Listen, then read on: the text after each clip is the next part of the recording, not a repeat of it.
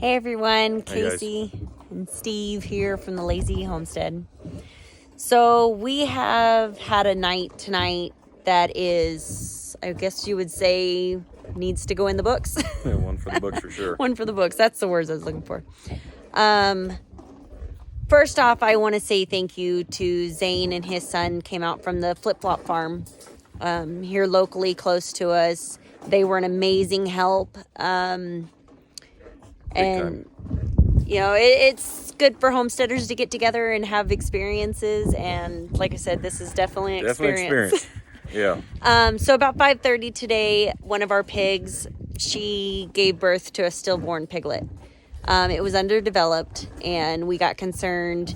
And about 2 hours went by with no progression, no pushing, no nothing. And we finally was able to get in touch with a vet, and the vet came out. And it was a fight. At first, Mama Pig was letting the vet do what she needed to do, and then it became a fight, and we had to pin her with some plywood and pallet boards, actually, against the fence and get her to hold still without anybody getting hurt. The vet was able to get a little bit further in, and this is where it comes in that this is one for the books. So after she had that first piglet, there was no afterbirth, no nothing. There's no signs anywhere in their pen that she would have had any more and that this would have been the last one. Before all this happened, she just had the regular goo. We knew that she was getting close.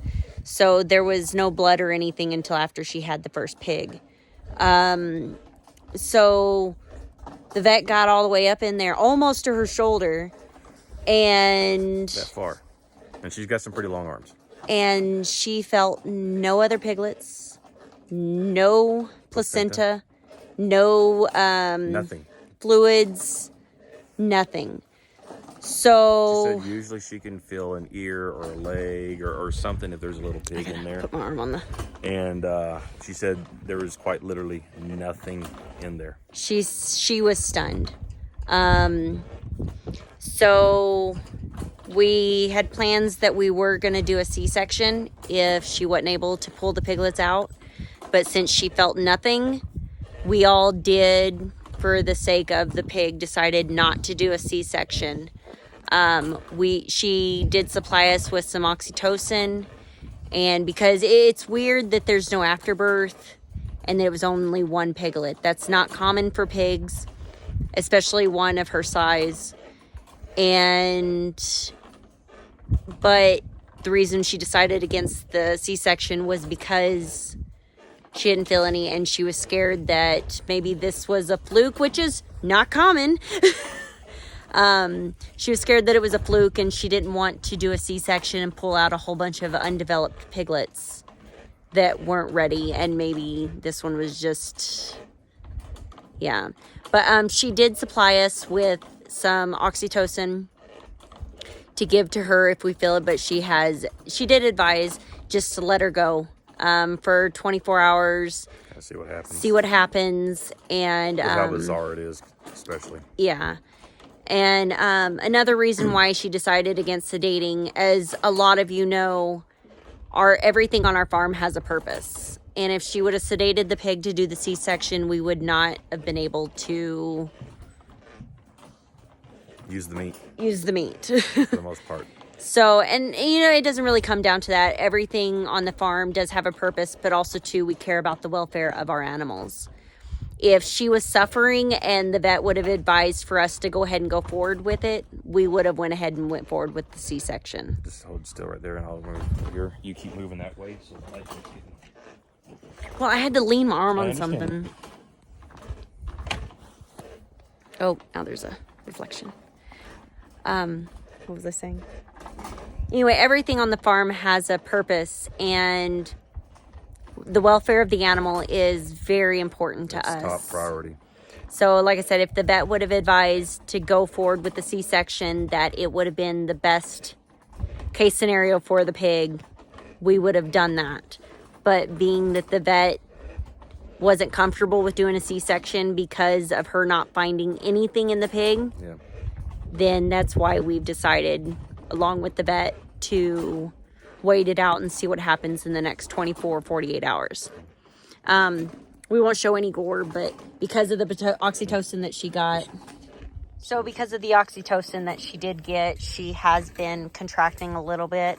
But like I was saying earlier, there is nothing in the birth canal, so I don't even know if she will be able to push anything out. See, and another weird thing is no milk has, she's contracting right now. But that's the medication. But there's no milk production. It was too soon.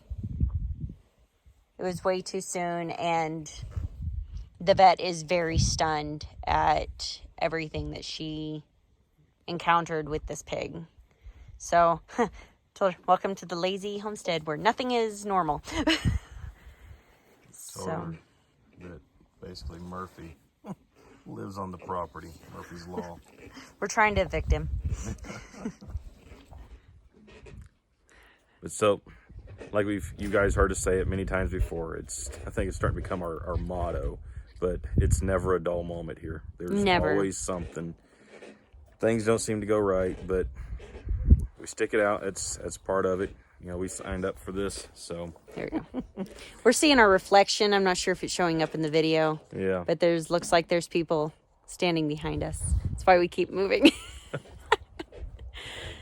Yeah, I see you. But no, we wanted to do a video instead of typing something out on our Facebook page, because I know everybody on our Facebook page is aware of what is happening right now. It's just too much information to have to type up, because I know everybody's going to be asking, and instead of typing it over and over and over again, or even copying and pasting, we figured it'd be easier just to do a video. Again, we want to say thank you so much to Flip Flop Farm for say it 3 times every time. You can't even say it once. For coming out here and helping us. They're amazing.